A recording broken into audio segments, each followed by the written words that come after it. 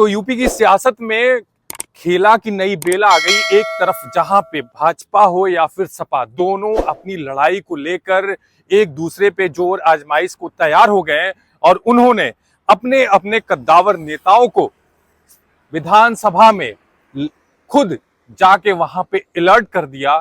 और ये देखा जा रहा है कि कैसे अभी तक का मुख्यमंत्री योगी आदित्यनाथ में समाजवादी पार्टी पे ये सबसे बड़ा हमला बोला कि कैसे लाल टोपी और काले कारनामे, इसको लेके अखिलेश यादव ने तंज कसा कि दरअसल उनके किसी भी बनाए नियम को आने वाले समय में पीडीए दरअसल उसको निराधार कर देगा। क्योंकि हमने ये देखा है कि कैसे समाजवादी पार्टी के मुखिया अखिलेश यादव ने अपने 7 सीटों पे उन्होंने प्रभारी उतार दिए और खासम खास में जो सबसे महत्वपूर्ण सीटें जिनको लेके यूपी की विधानसभा में या यूपी में जो सबसे तेज सियासती चर्चा चल रही है, उसमें से एक सीट है कानपुर की सीसा मऊ सीट, जिसमें यह देखा गया था कि कैसे कानपुर की सीसा मऊ में इरफान सोलंकी की जब सदस्यता रद्द हो गई थी विधायकी की, तो वहां पे अखिलेश यादव दरअसल उनकी पत्नी नसीम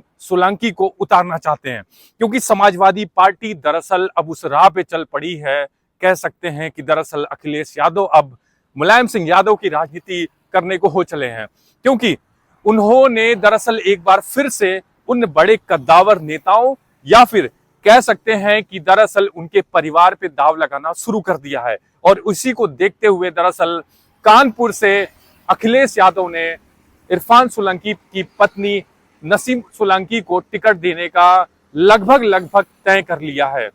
और ये देखा गया है कि कैसे बीजेपी दरअसल समाजवादी पार्टी को हमलावर होते हुए वो परिवारवाद की राजनीति से जोड़ना चाहती है, तो वहीं पे अखिलेश यादव पीडीए के जरिए एक बार फिर से बीजेपी को हराना चाहते हैं। क्योंकि हमने देखा था कि कैसे समाजवादी पार्टी ने अभी 24 के चुनाव में दरअसल यहाँ पे इंडिया गठबंधन ने 43 सांसद उसके अपने जीते और उसके बाद से अखिलेश यादव दरअसल वो इतने उत्साहित हैं और वो कोई भी गलती या कोई भी कसर नहीं छोड़ना चाहते। दरअसल इस उपचुनाव में वो हर हाल में उसको जीतना चाहते हैं और इसको लेके उन्होंने लगभग सारी सीटों पे अपने कैंडिडेट तय कर लिए हैं। जिसमें से अगर मैं बता दूं तो एक सबसे चर्चित सीट अयोध्या की जो मिल्कीपुर की सीट है, जिसको लेके अखिलेश यादव दरअसल अवधेश प्रसाद को लाइमलाइट में लिए रहते हैं और पीडीए को कहीं ना कहीं वो चेहरा उनको बना चुके हैं। तो अखिलेश यादव मिल्कीपुर से वो उनके बेटे अजीत प्रसाद को टिकट देने जा रहे हैं और ये माना जा रहा है कि मिल्कीपुर की जो सीट है वो अवधेश प्रसाद के संपर्क में बड़ी मजबूत सीट है। वहां पे उनकी अपनी पकड़, बड़ी दावेदारी है। अवधेश प्रसाद वहां पे लगभग कई सालों से वो नहीं हारे हैं, लगातार वो विधायक रहे हैं। ऐसे में अखिलेश यादव एक बार फिर से अजीत प्रसाद को वो टिकट देने जा रहे हैं और ये मानना तय है कि लगभग वहां पे समाजवादी पार्टी मजबूत स्थिति में है। क्योंकि हमने देखा था कि वहां पे खुद मुख्यमंत्री योगी आदित्यनाथ अपनी टीम के साथ वहां पे लगे हुए हैं और वो बराबर चुनाव प्रचार में जनता से संपर्क कर रहे हैं। दूसरी एक सीट जो सबसे महत्वपूर्ण सीट थी वो करहल की, जहां से खुद अखिलेश यादव वहां से विधायक थे।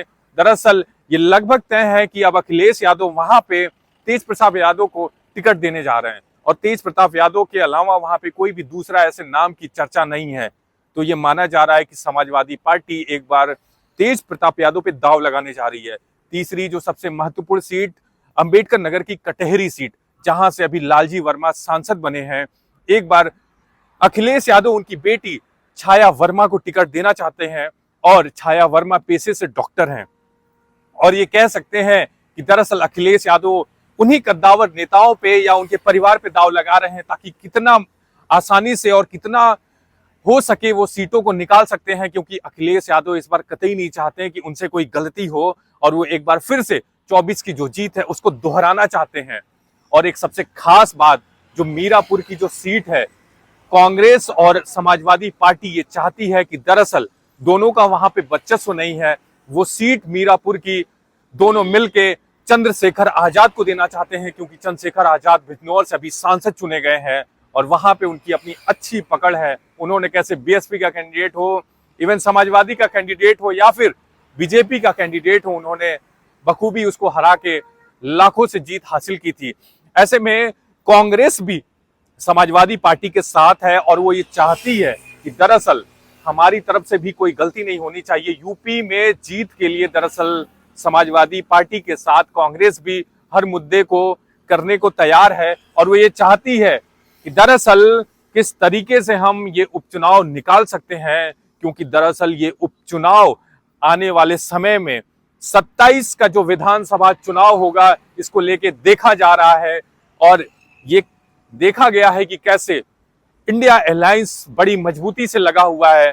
तो वहीं पे बात अगर हम बीजेपी की करें तो बीजेपी दरअसल चुनाव प्रचार में सपा पे हमलावर तो है, लेकिन उसको कुछ बातों का ध्यान रखना होगा, जैसे कि जनता के जो मुद्दे हैं, रोटी कपड़ा और मकान, और खासा तौर पे जो बेरोजगारी का जो सबसे बड़ा मुद्दा है जो बीजेपी में बना और पिछले 10 साल में बीजेपी ने उस पर कोई निष्कर्ष ऐसा नहीं निकला। जनता इसको लेके ज्यादातर खुश नहीं है। और सबसे बड़ी बात, जो 24 में अखिलेश यादव ने पीडीए बनाया और पीडीए बना के जो बीजेपी का वोट था उसमें जो सेंधमारी की, कहीं ना कहीं बीजेपी के लिए भी ये एक बड़ा सवाल है कि कैसे वो अपने वोट को बचा के रखेगी।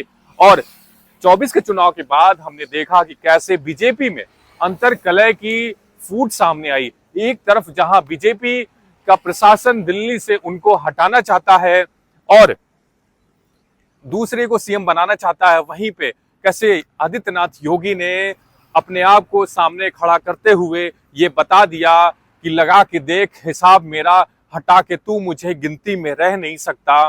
तो ये अंतर्कलह जो जनता के बीच में गई है, जो इसका मैसेज गया है, ये बताता है कि दरअसल बीजेपी जनता के बीच कमजोर हो चुकी है और आने वाले समय में ये जो उपचुनाव है, खासा तौर पे दोनों पार्टियां अपनी तरीके से लग गई हैं। देखना ये होगा कि आगे क्या होगा। हमारे चैनल को लाइक और सब्सक्राइब करिए।